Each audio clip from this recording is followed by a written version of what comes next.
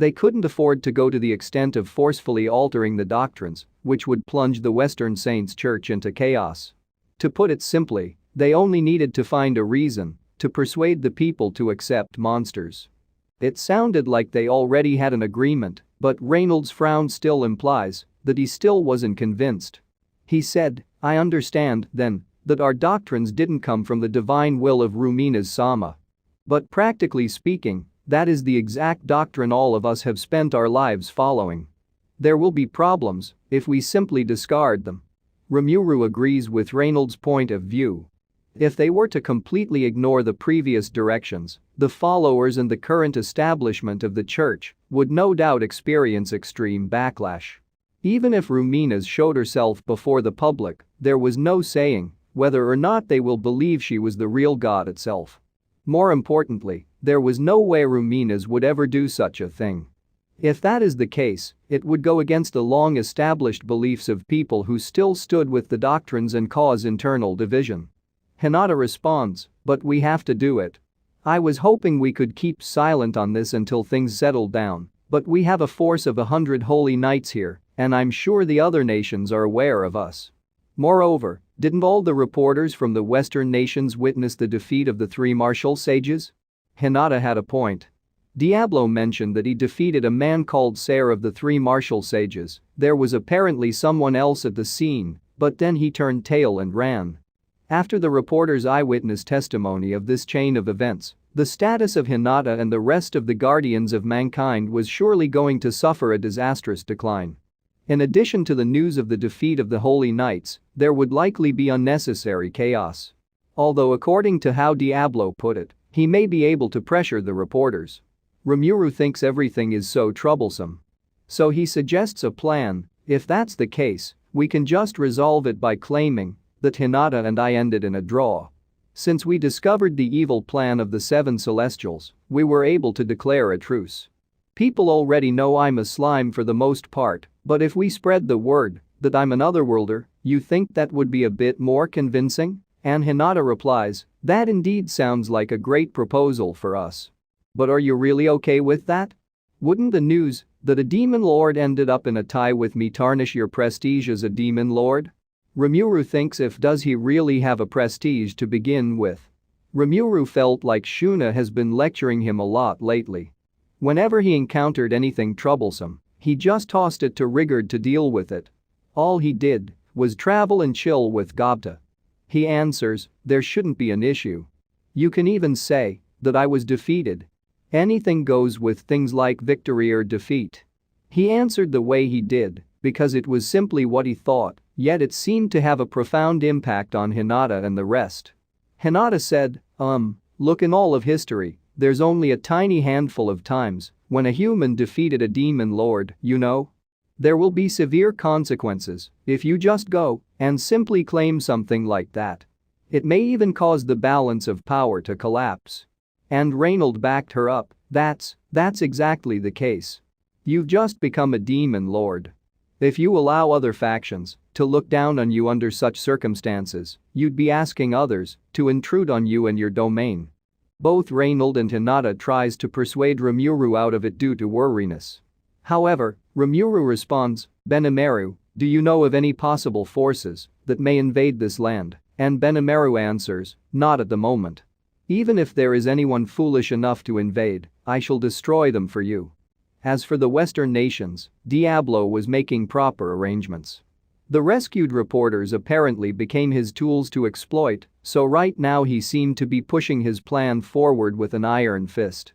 As reports have pointed out, sooner or later Yaum would be crowned as the new king. Even the small neighboring nations near Pharmus were helping to accelerate the process. If that were the case, the only country left that possessed sufficient force to battle against Jura Tempest would be the Ingratia kingdom. Right now, with Rumina's promised 100-year buffer period, they had effectively conquered the Western nations. It was the same with the demon lords. Rimuru defeated Clayman in front of their eyes, which had quite the effect in setting an example. As long as he remained alive, even if the news of his defeat came out, they probably wouldn't believe it. They may suspect it as a trap and instead proceed with caution. So Hinata finally gave up, you sound pretty confident. I have no objection, if that's the case. Then we shall take your proposal graciously and use it effectively." And rimuru added, "While we're at it, why don't you make an announcement about how the residents of our nation are not bad people?" And Reynold agrees, "Very true. Honestly, the citizens of this town are all very kind. It is hard to believe that they are goblins and orcs. It is still debatable whether demi-humans are monsters or not. But I think those are just discriminations caused by bias." And Arno agrees, "You said it. It would certainly be challenging if the humans become hostile against demi-humans, while races such as dwarves are considered as an actual part of humanity. If we started calling them monsters, then it would be impossible to tell spirits apart from monster either. Races such as ogres and lizardmen were originally considered as demi-humans, yet due to their hostility against humans, they were categorized as monsters. As for their evolved forms, they were not categorized as monsters, but instead as earth deities. In short, the only point of distinction is whether they were hostile to humans or not. For this reason, it would be impossible to lump all monsters together as enemies." Rimuru also said, "Well, we have formal relations with the Dwarven Kingdom. So it would be fine if we talk King Gazel into making a 100-year friendship. Wouldn't it add some credibility to our promise to not attack humans?" Hinata added an agreement and said, "I suppose that's fine. It would be much easier to persuade them and earn their trust. Moreover, since we have the opportunity, we may also eliminate the people with deep connections with the seven celestials in the process." Hinata's voice was ruthless and cold, so no one dared to object. She planned to take the opportunity and push all the charges onto the seven celestials. Even though this method seemed dirty, that was Rubirio's business. It wasn't an issue that Rimuru's party could have a say in, so they just let them have their fun. Then they now begin to discuss the details. For future communication, Arno and Bacchus decided to temporarily stay at Jura Tempest, though they would first need to return to their home nation for preparations. They apparently planned to bring some civil servants along as well. As for Rimuru, they planned to take the time to construct a Rumanism church for their accommodation. They should be seeing believers of Rumanism coming in and out of their nation in the future as well. Although it was disconcerting to acknowledge religious freedom, it would all work out in the end. If there's a will, there's a way. Honestly, the monsters didn't believe in any god. There wasn't a single almighty deity that was widely recognized in this world, which was quite different compared to my previous world. There were indeed religions, but they were more like, for example, tributes to the earth deities. In a practical sense, they believed in deities who would actually respond to their prayers with actual aid. A good example would be the worshippers of dragons who revered Milim.